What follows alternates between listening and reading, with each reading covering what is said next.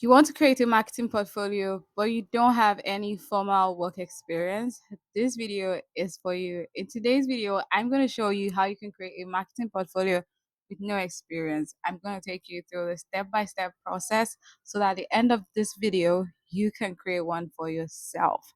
So, without any time wasting, let's go straight into the video. First thing first, what is a marketing portfolio?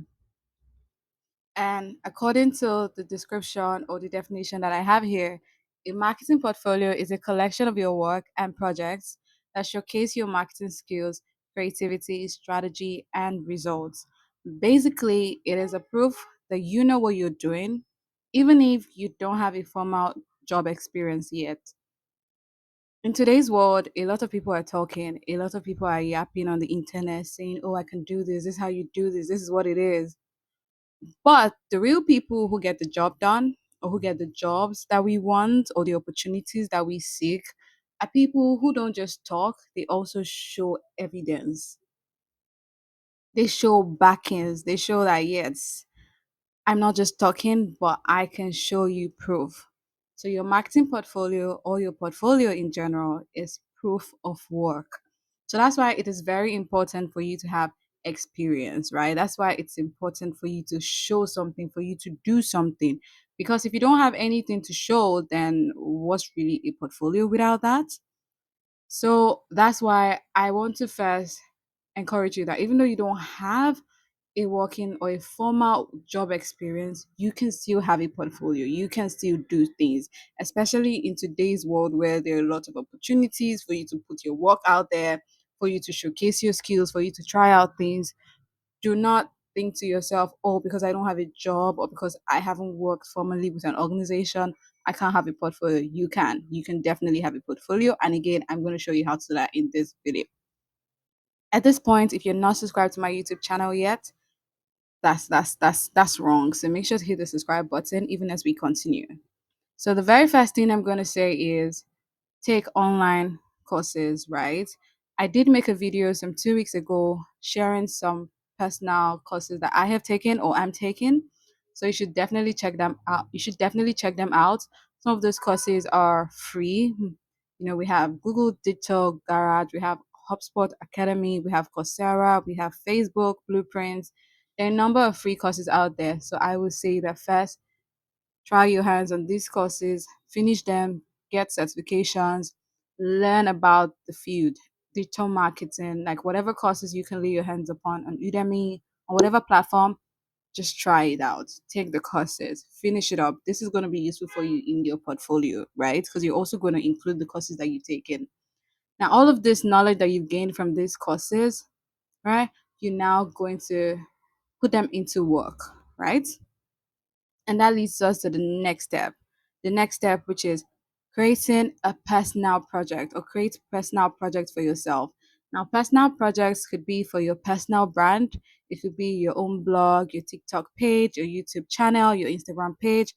It could be any of those things because let me tell you this, marketing in today's world isn't just limited to billboards and, you know, offline advertising. It is also very much digital. And I think that this is the easiest way for you to get a marketing role in today's world. And I know this because that's how I got my break in marketing. I started with my personal Instagram page, growing it and sharing it on online. Actually, I was basically sharing it on WhatsApp, on Instagram, everywhere you can think of. I was sharing my work there, and doing that, I basically got other clients who were paying me to do it. So yes, start first with your personal projects. But even if you think to yourself, I don't necessarily want to create a personal brand for myself or a personal page for myself, that's fine. You don't have to put your face in front of this brand or whatever it is that you create, this project. It doesn't have to be your face. It could be a Medium post or a Medium page where you basically just write from your experiences, or it could be a Medium page where you basically just break down marketing strategies of other organizations, or it could be, I think I had a friend sometime in 2023.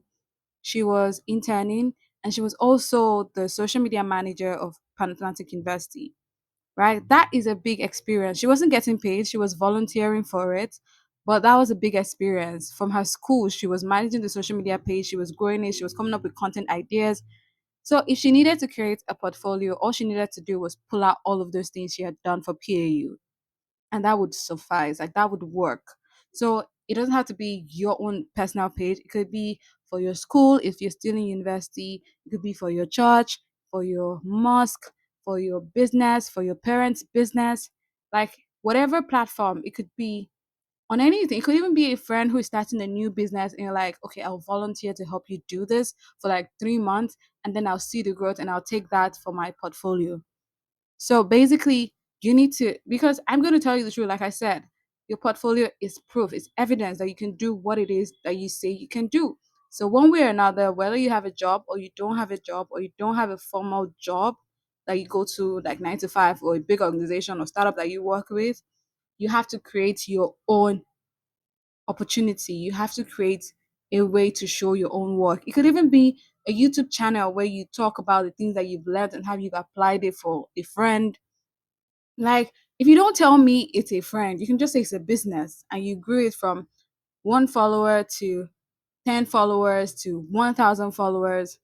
Then I know that you mean something. Imagine if somebody tells me, oh, Jessica, I need a YouTube manager today, yada, yada, yada. I just tell them, well, I can do it. I have grown my personal page from 0 subscribers to over 1,000 subscribers. That's not easy. They're less than, like, when you go to the analytics, right, on YouTube, over 90% or 80% of YouTube pages never get to 1,000 subscribers. So if I'm able to do that, that shows you that I can do the work, and the work is my personal work. So find out whatever avenue it is for you to work on something, for you to create something, take it, run with it, and start applying whatever area it is that you want to be good at. Is it content strategy? Is it SEO, community management, branding? Whatever it is that you want to focus on, you just need to find an opportunity around you to start applying it, to start doing things and getting results so that you can bring all of that and add it to your portfolio. Now, the next step is going to be creating a portfolio on Canva. I say Canva because I feel like Canva is one of the easiest platform to use, and it also has a free version, right?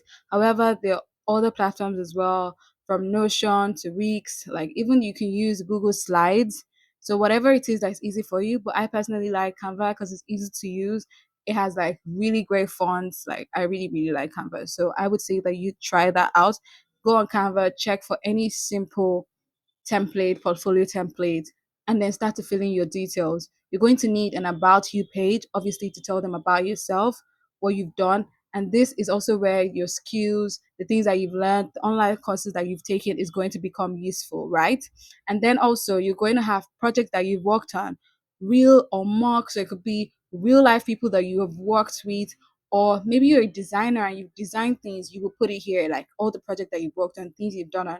So I would advise that you spend 3 months doing things for different people and then bring all of that, all the work from the graphics designing to writing to SEO ranking, like just bring all of that and put it here. Then also case studies, you could talk about like brands and how they've made mistakes, the things that you've learned from it, and how you think that brands should do better going forward.